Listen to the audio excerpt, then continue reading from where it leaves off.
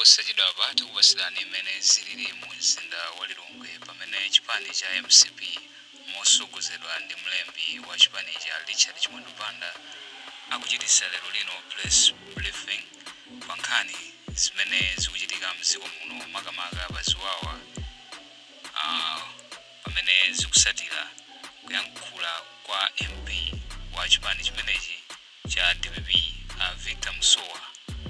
Takani pompo mvesere kuti nkhani yonse ikuyenda motani. Pani abwere pamodzi tikambirane za umodzi komanso kuti ziwawa zisachitike, koma sitikuona chilichonse chikuchitika, komabe ndi chiyembekezo chathu kuti zimenezi zikhale zikukambidwa. Akuluakulu azipani amenewa akhala akubwera pamodzi. Tikumvanso za ma integrity platforms, mabungwe osiyanasiyana omwe aboma kuti akufuna akonze upo kuti uthandizirepo kulimbikitsa bata ndi mtendere, komanso kuti chisankho chathu chichitike mwabata ndi mtendere. Komabe zimenezo sizinachitike. Ndi chiyembekezo chathu mwina kufunika kuti mabungwe ngati amenewa National Peace and Unity mwakhala mukulankhula nawo atolankhani, mwakhala mukulembapo akunena kuti atikumana, koma sizikuchitika. Kuchedwa kumeneku ndi nthawi yomwe tili nayo pafupi kuchisankho, sizikupereka chilimbikitso.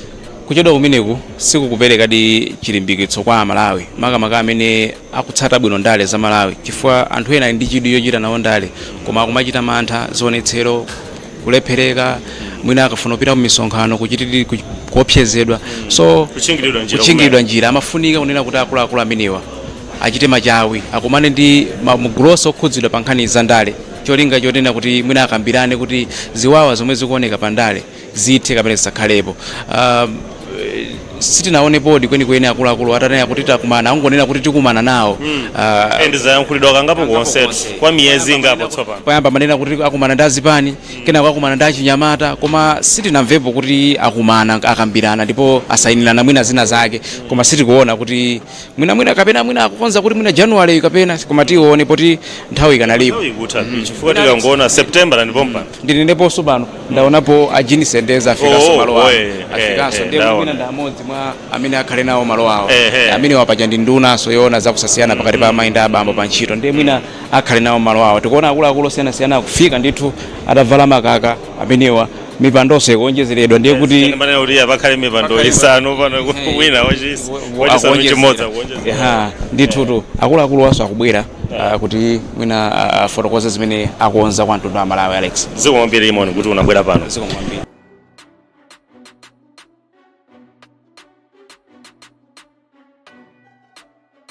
omwe asonkhana malo ano.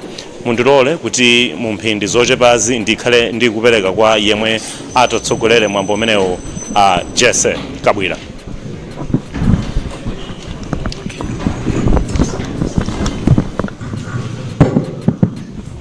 Good morning, everyone. I would like to start off by apologizing for the delays, but we are ready to take off now. And without much ado, I will be giving the welcome remarks. Let me ask for a prayer, and I think it's Honorable Mulo who has been identified to give us a prayer.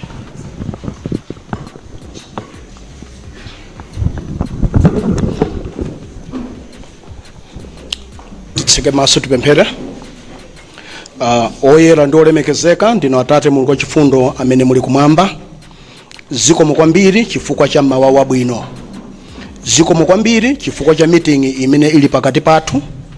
Choyambilira Yehova tikupemphani kuti mupereke nzeru zaluntha kwa mtsogoleri wa dziko lino, His Excellency Dr. Lazarus Makikathi Chakwera, kuti akhale ndi nzeru zaluntha kwambiri zoti akapitilize kuchitira zabwino ndi kuyendetsa dziko lino kupita chitsogolo.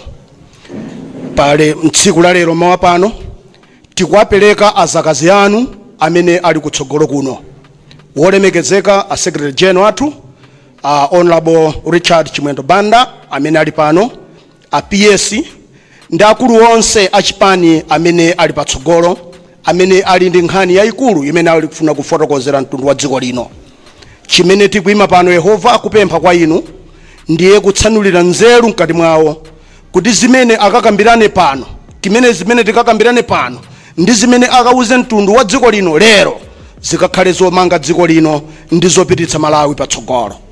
tikupempheranso nzeru zapadera kuti mukazipereke kwa anzathu olemba nkhani kuti zimene akalembe zikakhale zokhazo zimene zili zomangirira ndi zopititsa dziko lino patsogolo. Yehova kakuleni ife tikachepe chifukwa cha dzina loti Yesu tipemphera, amen. Ndikulandireni ku msonkhano umene Malawi Congress Party motsogozedwa ndi president wathu Dr. Lazarus Makathi Chakwera akuitanani pano. Amene akhala akutiyankhula ndi Secretary General athu, ndipo tayamba mochedwa ndi ngolongosola kuti pa panel pathu amene adzitiyankhulira ndi Secretary General Honorable Chimwendo Banda MP. Akhalanso pamodzi ndi Organizing Secretary Honorable Gumba, Minister wa Local. Nde tiliso nda Minister Gender amene akhala akuyankhula nawo kuyimiraso chipani. Mukaona patsogolo pa Regional Governor ali pano, tatuluka tonse panel imene mukuona patsogolo apa ikuyimira nthambi zosiyana-siyana za Malawi Congress Party.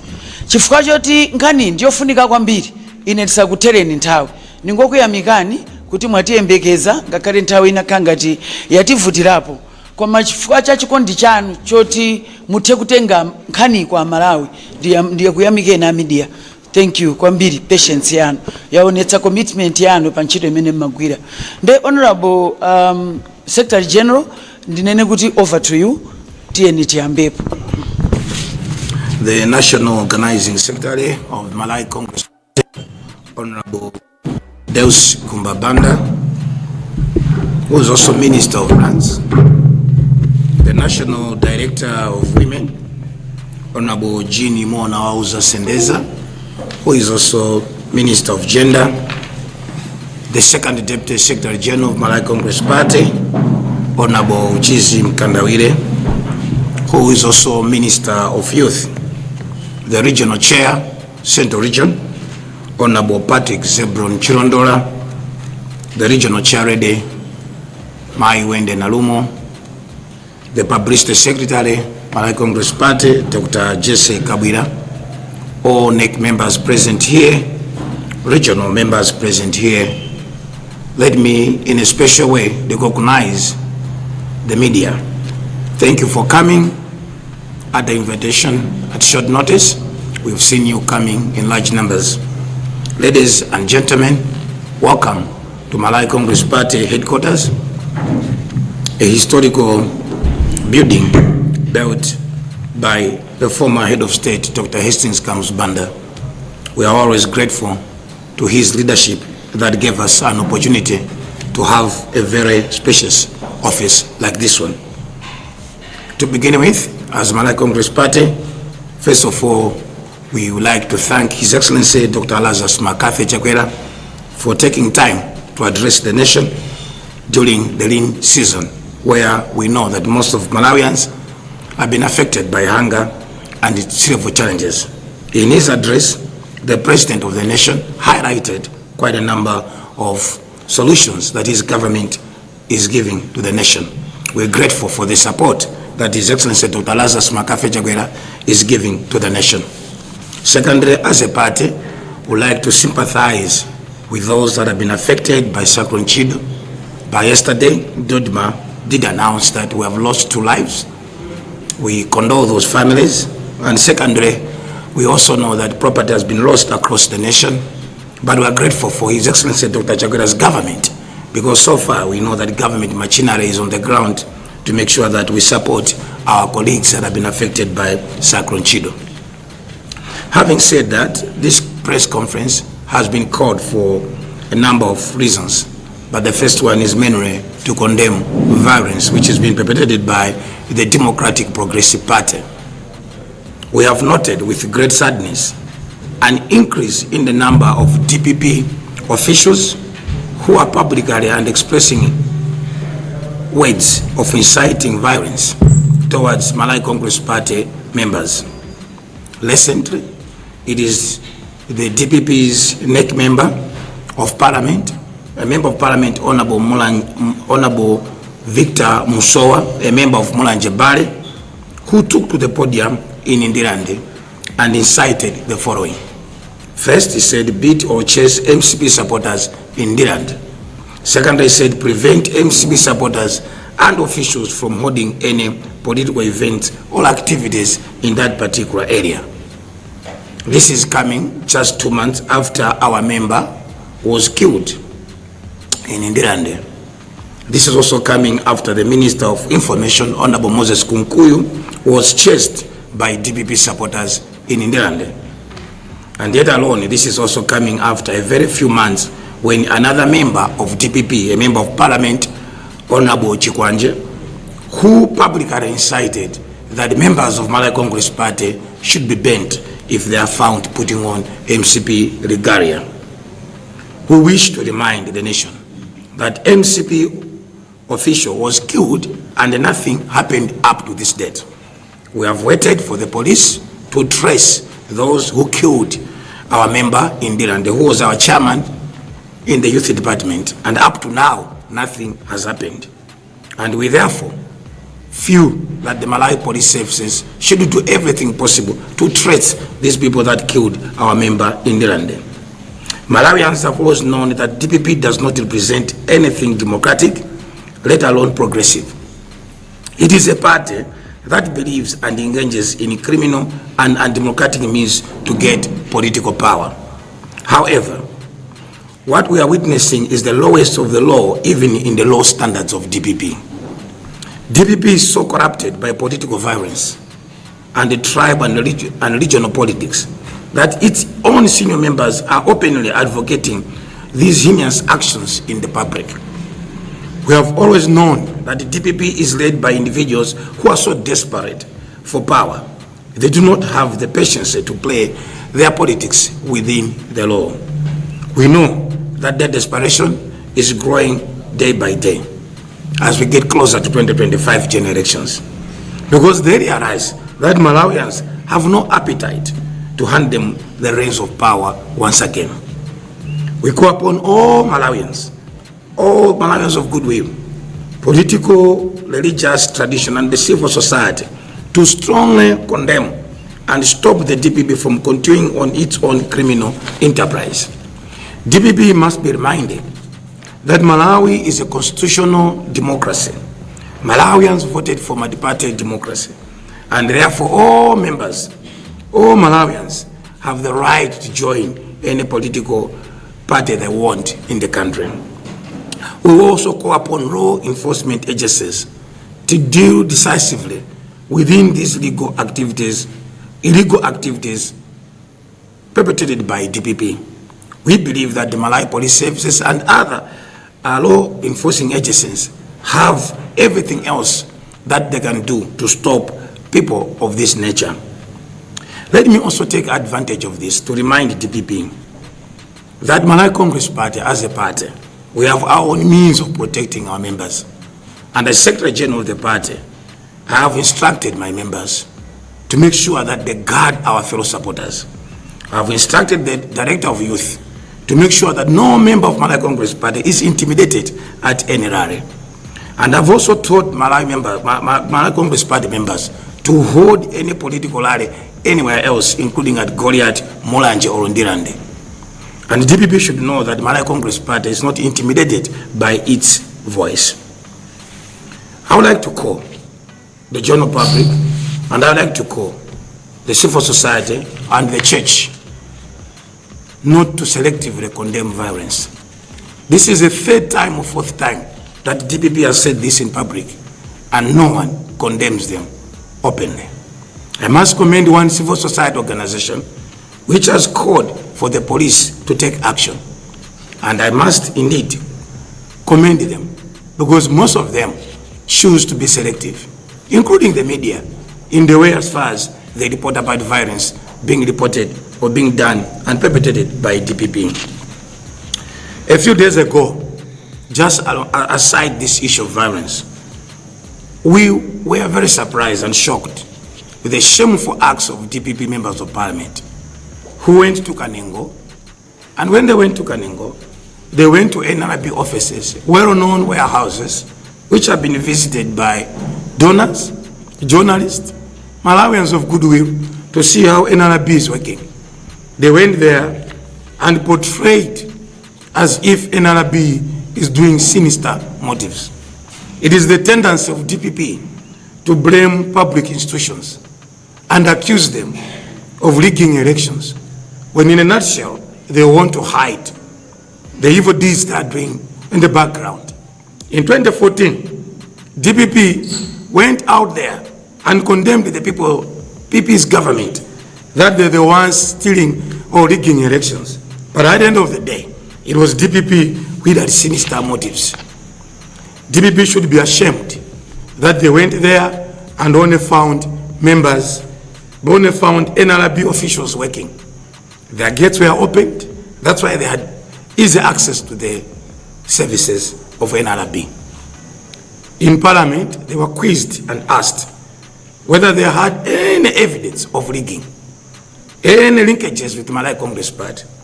Surprisingly and shamefully, the DPP leader of opposition in Parliament failed to produce even evidence. And even in Parliament, the members kept on asking us to leave the matter. We are addressing this matter just to tell Malawians out there that the DPP is always blaming institutions after realizing that they can't win these coming generations in 2025. As I speak, Malawians are committed and ready to vote Dr. Lazarus Makafe Chakwera back in 2025. As we speak, Malawians understand the challenges this country has faced, and Malawians are also understanding what Dr. Chakwera's government is doing across the country. Malawians are happy with the solutions that Dr. Chakwera is bringing in this government and the development agenda that he's pursuing in the country. Machidule, amaenda baba. Choyamba, tafuna kutokoza kwambiri a president atiko la Malawi. Amene anayankula kumtundu wa Malawi masiku angapo apitawo. Mkuyankula kwao a president anayankulako zazimene boma lawo likuchita kutana ni mavuto amene akudza dziko la Malawi kuphatikizapo nkhani ya njala. Monga mukudziwa kuti munyengo ino njala imakhala kulirapo. Koma ndondomeko zawo a president akazikitsa ndondomeko zokuti Malawi athandizidwe mu nthawi ya njala. Ife ngati chipani cholamula tikwathokoza president pa ntchito imeneyi. Chachiwiri, tinafunitsitsanso kuti tikudzike kwambiri ndi anzathu amene kubwera kwa mphepo ya chido yaononga kale miyoyo iwiri ya Malawi, komanso chuma chochuluka kuphatikizapo masukulu ndi nyumba zimene zaonongeka. Koma tikuthokoza kwambiri a president chifukwa ayikakale ndondomeko zonena kuti anthu amene akhudzikawo athandizidwe. Mwayi chitigwira nawo dzanja president kuti ntchito zimenezi ziyende bwino. Koposaposa mkumano wathu watolankhani mmawa uno ndofuna kudzudzula mchitidwe woyipa wonyasa pamene achipani cha DPP akupitiriza kuonetsera.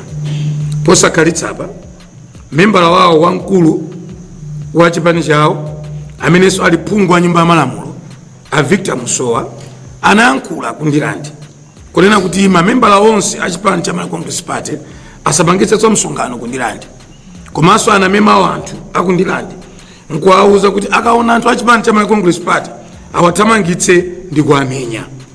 Izizi nzomvetsa chisoni chifukwa sipanatenge nthawi kundilandi komweko membala wathu wina adabisiya adaphedwa mosadziwika bwino, ndipo ife chikupo chathu chonse chakuti anachita zimenezi ndi achipani cha DPP. Kudzafika tsiku la lero apolisi sanatifotokozere ku chipani kuti achitapo chani chokudza imfa ya membala wathu ameneyi. Tidakali ni mafunso kufika tsiku la lero. Izinso zikubwera patatha miyezi iwiri itatu amene membala wina wa chipani cha DPP aona boche kwanje amene ali wachiwiri kwa secretary general adayankhula mawu onena kuti munthu akavala t-shirt ya chipani cha Malawi Congress Party amuotche kapena achite naye. Izizi zomvetsa chisoni kuti DPP ikufunitsitsa itabwerera mboma pokulitsa ziwawa mdziko. Koma Malawi ndodziwa bwino kwambiri kuti sangabwererenso kulamuliro wankhanza oyipa olephera wa chipani cha DPP. Malawi Congress Party yakhazikitsa ndondomeko zotetezera masupporters wawo. Ndipo tawalamula Director of Youth a chipani cha Malawi Congress Party Honorable Baba Stephen Malondera kuti aonetsetse kuti mamembers onse a chipani cha Malawi Congress Party ngololezedwa komanso otetezedwa akamachita misonkhano yawo. Ndipo misonkhano iyi angathe kuchita kwina kulikonse, kaya ndi kumulanje kaya ndi kuthyolo, pokapoka kuli ku Malawi. Pambali pa kuyankhula uku tinafunanso tidzudzule mchitidwe wina umene wadzuka ku chipani cha DPP omangodzuka mmawa nkuyamba kudzudzula nthambi za boma opanda umboni.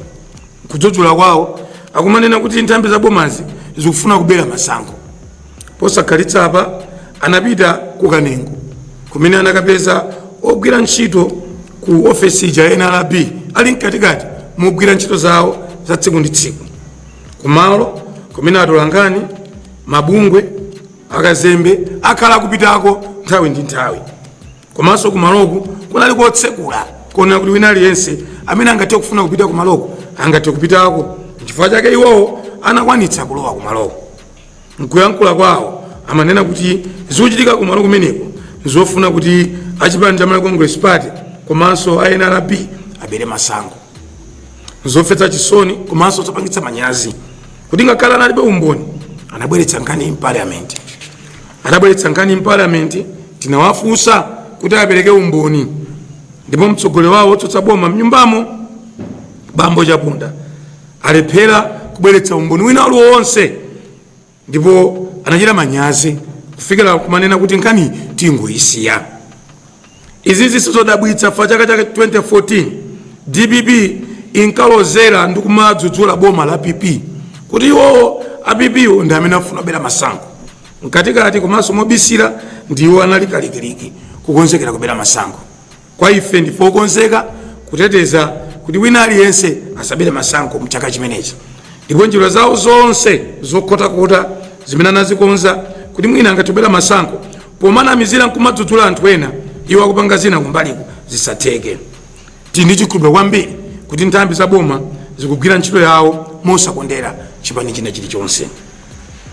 Pomaliza penipeni ndifuna ndi dandaulepo kwa anthu amene amakonda kuyankhulapo nkhani zokhudza ziwawa musankha. Pofuna kudzudzula ziwawa tidzudzule ziwawa mosayang'ana kuti chiwawachi chikuchokera kuti komanso poganizira kuti wapanga ndani. Ndiwapemphe atolankhani kuti adzudzule chiwawa china chilichonse mdziko muno. Ndiwapemphe amachalichi komanso amabungwe amene asala aboma kuti adzudzule ziwawa zina zilizonse mdziko muno. Komanso ndiyamikirepo mochepa iwo amabungwe amene asali oyima paokha ali oyima paokha amene amba kudzudzulapo mchitidwe umene chipani cha DPP ukuchitapo. Ndingophatikizapo tidaona pakati apo kuti mapresident opuma adadzudzulako za ziwawa. Izo zinali nkhani zabwino kwambiri. Ndiyapempheso mapresident opumawo kuti atengeponso gawo kuwadzudzula DPP chifukwa amafika poyera nkumanena kuti apeni aotcheni amenyeni achipani cha Malawi Congress Party. Koma ndifuna ndinene mosaopa komanso mwalimbikitsa masupporters a chipani cha Malawi Congress Party kuti ali ndi ufulu wina uliwonse wopanga misonkhano kwina kulikonse.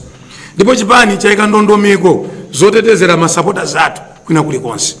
Ndipo pena paliponse pamene pamachedwa kuti dziko la Malawi tikafikapo ndiponso tikapangapo ndale zathu. Pomaliza titokoze mamembers a Malawi Congress Party amene anaonetsetsa kuti akalembetse kaundula wa vote. Anamvera kuyitana kwa Malawi Electoral Commission. Tikutokozeni dziko lonse la Malawi mamembers amene mwalembetsa mwaunyinji. Sungani chiphaso chanu mosamala chifukwa pa 16 September 2025 tikawavoteranso achakwera kuti apitirize kulamula dziko lino kuti ntchito zabwino zimene akuchita mdziko muno kumanga misewu ndi zina zotero zipitirire. Ambuye akudalitseni nonse amene munabwera kudzakhala nafe mawa uno. Zikomo kwambiri.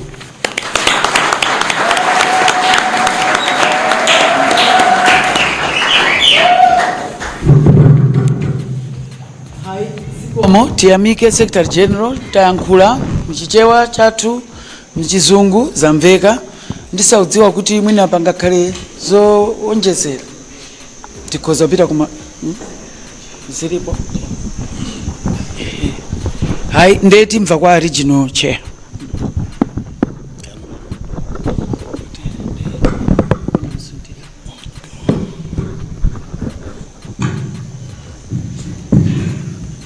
Waonjezerapo pa zimene Secretary General onena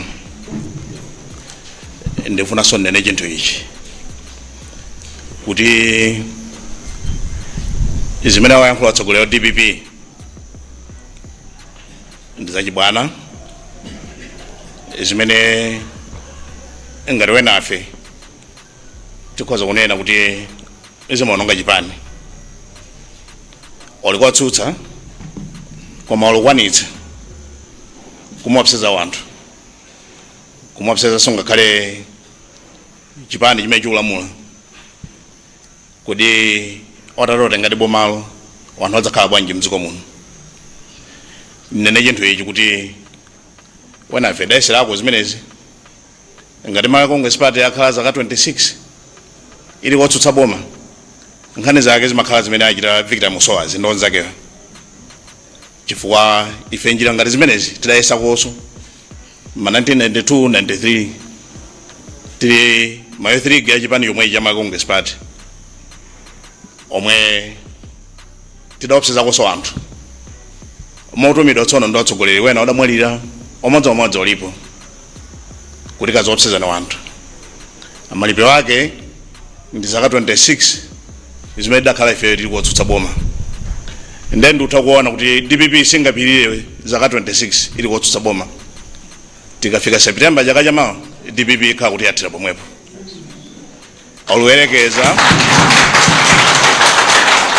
oluwerekeza zinthu zoti ife dachita kale 1993 ine ndili mnyamata padutsa zaka 30 chakuti pamene papo nkhani imene ndikamba apa ndiye iwo alukamba lero after 30 chakuti years DPP mapero ake mchaka chamawa chifukwa masankho awa so wina ngati wapa mpando wachipani cha Malawi Congress Party mchigawo chapakati ndifuna kuti ndilimbikitse ma supporters achipani cha Malawi Congress Party kuti mtsogoleri wawo ine mchigawo ichi ndine wabata kwambiri chifukwa ndalapa pa zimene takhala tikuchita mbuyomo zimene tidaonongana zombiri ya chipani koma osopsezedwe chifukwa chipani ichichi kwamvomereza ndi mene mlembi wamkulu wayankhulira chili mchitetezo chokwanira ndimati nene kuti chili mchitetezo choopsa koma chisakhale choopsa koma nchokwanira ndiye oziyankhula koma masupporters athu asapezeke wina wake onjenjemera ndontho yawo chifukwa wadakhala kwathu kudedza nkalati olubabwasa pano pachigawo chapakati pamene mtsogoleri wake ndine osaopa tiyeni tidzavotere chakwera wathu amene ife idamuyika pa mpando kusiyana nkukavotere chidutswa chimene chikuanguchita phokoso losamveka bwinobwino aliyense wa Malawi Congress Party azivala makaka ake aziyenda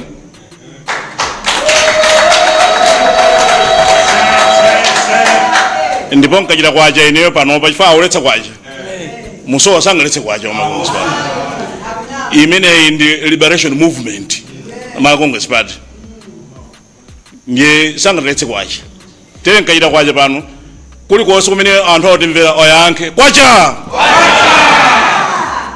kwacha ochakwera ochakwera nanga boma boma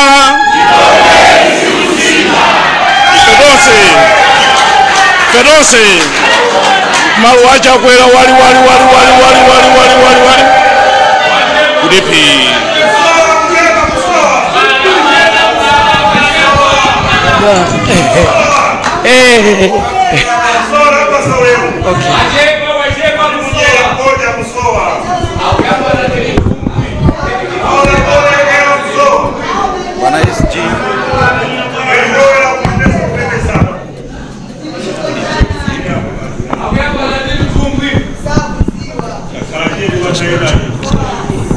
Bwana SG nchinde zikumenerane komanso ndi mmene zinalili lero lino mu mzinda wa Lilongwe pamene chipani cha MCP chimachititsa press briefing ku headquarters ya chipani chimenechi, ndipo umo ndi mmene afotokozera nkhani zimene amafuna kuziwisa mtundu wa Malawi makamaka pa nkhani ya ziwawa zimene zikuchitika.